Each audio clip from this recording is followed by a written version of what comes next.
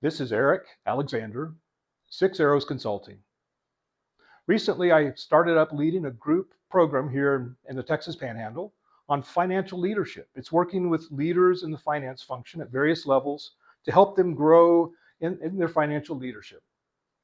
The organization I'm partnering with as we're putting this together has done an exceptional job marketing it in the community, including lots of different television spots, a long radio interview, lots of social media stuff. But as I was preparing for one TV interview, they sent me a question ahead of time and wanted to know, okay, financial leadership program, what is the importance of financial leadership? Now, first, that seemed like a ridiculous question to me. I mean, I've been in finance my whole career, and of course it's important. And how dare you question the importance of financial leadership? But then, just in fairness, people who don't live in that world don't understand it as well. And so it's a reasonable question to ask, particularly if we're doing a program on financial leadership. Well, what's the big deal? Why is that important? So calm down a little bit. I started to think one way to answer that question is to say, imagine its absence. And that's a good question to help uncover the importance of things in just about any area of life. So here's a couple of non-financial examples. Think about other things that are important to us. Maybe our family. Family is important to us. Imagine in the family, there's a sudden death in the family.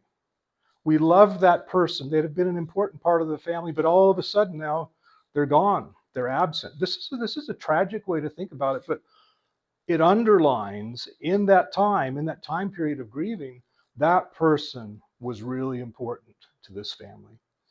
Okay, here's one not quite as heavy, but let's say you're a Bible-believing Christian and you're going to church. And one of the things you're expecting in the church service is good preaching from the pulpit.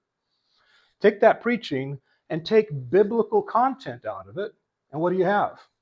Well, maybe you have a glorified TED Talk. Maybe it's uplifting. Maybe it makes you feel good. But you take that vital piece out of it. That helps to underscore how important that vital piece was. Now let's go back to the finance world for a minute and answer the question. The interviewer wanted to know, why is financial leadership important? Let's say you're a business person. Imagine you don't have a financial leader coming alongside you. You're running the business, but you don't know if the debits and credits are lined up. You don't know if your financial assets are being well protected. Of course, more people are involved in that, but you don't have somebody who's paying attention to that closely, regularly. You don't have somebody who's providing you with financial information that's vital for decision making. You take those things out of the business and you may be doing activities, but you may not know really how you're doing. As a business person myself, I need that information about my business. I know you do too. So imagine the absence of a finance leader in an organization helps to underscore the importance of that person. Let's think a little bit more about finance areas. Let's take that finance leader and take a stewardship mindset out. We don't have time to do a deep dive on stewardship, but my belief is every leader is inherently a steward, whether they realize it or not, whether they do a good job with it or not. Finance leaders especially are stewards. They're not in it for their own benefit, although they get some benefit. They're there primarily because somebody has placed them in a stewardship role, entrusting things to them to oversee and take good care of them. What if you have a finance leader and they don't have a stewardship mindset? You're vulnerable to fraud. You're vulnerable to that person putting themselves before the benefit of the company, not taking good care of the company. All kinds of bad things can happen if that finance leader does not have a stewardship mindset. So imagine the absence that helps underscore the importance. One more.